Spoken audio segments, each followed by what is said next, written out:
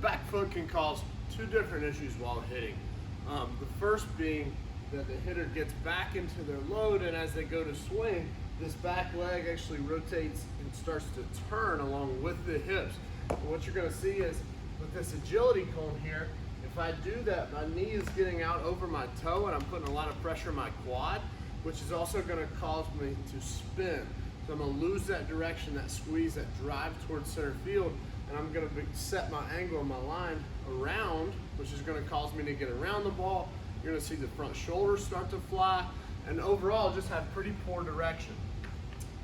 The second thing it might cause, the back foot, is if instead of spinning and losing ground with the back heel and not getting our backside all the way through with good direction, if this back foot pushes off the ground, so you're going to see me get into my quad again, the ball of my foot, and actually push myself off the ground forward, what you're going to notice is your head position is going to go with that, and a lot of times you're going to drag the bat down behind. This is where you see a lot of cut and flares to right side.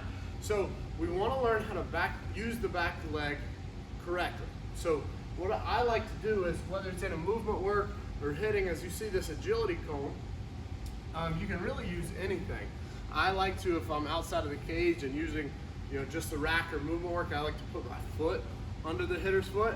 Anything they feel like they don't want to squeeze down. So what we're trying to accomplish here is, instead of the weight of the back leg getting over the toes and getting onto the ball of my foot, which is going to cause me to either push or spin back, we actually want to see the foot roll to the inside a little bit and keep that heel on the ground longer. What that's going to do is, if I make my first move and this foot turns in, but my heel stays down, now I'm setting my line towards center, and I'm able to actually squeeze into rotation and have this hip actually pull the foot off the ground and not the foot push or spin and lose ground. So like I said, the heel wants to stay in the ground, the middle is going to start to turn, and as we roll to the inside part of our foot, now we're creating directional rotation through the ball.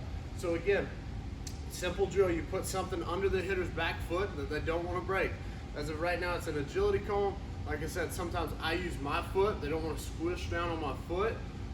But if you're at home doing movement work, anything you don't want to squeeze down on and break, might be your phone, might be a PlayStation remote, whatever it is, just put it under the ball of your foot, and as you go through the rotation, instead of crashing down on it, you want to make sure this hip is actually pulling the foot forward without the ball of the foot having weight and pushing itself.